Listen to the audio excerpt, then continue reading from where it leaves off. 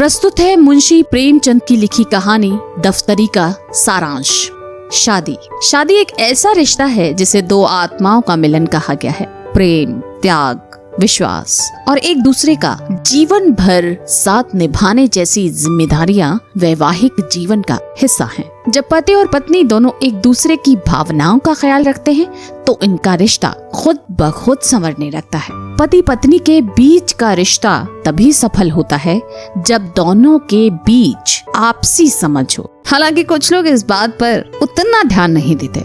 अगर रिश्तों में भावनाओं की ही कदर न हो तो पति पत्नी के रिश्ते में दरार आने लगती है। हर इंसान की पसंद, सोच, जीवन शैली अलग होती है, जिसकी वजह से कई चीजों को लेकर पति पत्नी के विचार अलग हो सकते हैं। ऐसी ही एक कहानी है रफाकत हुसैन की। रफाकत हुसैन एक दफ्तर में 10 रुपए मासिक वेतन पर काम करता था। वह सदैव साफ सुथरे कपड़े पहनता और प्रसन्नचित्त रहता था, क्योंकि उसके जीवन में पत्नी सुख शामिल था। पति पत्नी के बीच प्रेम के साथ साथ उनको पशुओं से विशेष प्रेम था।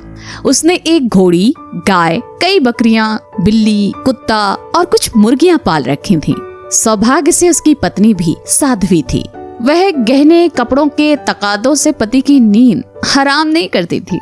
दफ्तरी उसकी पूजा करता था। वह गाय का गोबर उठाती, घोड़ों को घास डालती, बिल्ली को अपने साथ बिठाकर खिलाती, यहाँ तक कि कुत्ते को नहलाने से भी उसे घृणा नहीं होती थी। इस कहानी में आपको पति पत्नी के बीच अटूट प्रेम का भाव देखने को मिलेगा। इसके साथ ही भावनात्मक फैसलों से जीवन में किस तरह की परिस्थितियां उत्पन्न होती हैं, उसका पूरा विवरण भी देखने और सुनने को मिलेगा। क्या आप भी अपने जीवन में इस सुख का आनंद उठाना चाहेंगे? तो आइए रूबरू होते हैं इस प्रेरणा स्रोत से कि कैसे पति पत्नी अपने दाम्पत्य जीवन में एक दूसरे के जीने का आधार बनते हैं, किस तरह वो एक दूसरे के खुशी का ख्याल रखते हैं। जानने के लिए सुनिए ये कहानी और कहां सिर्फ बुक्स इन वॉइस पर।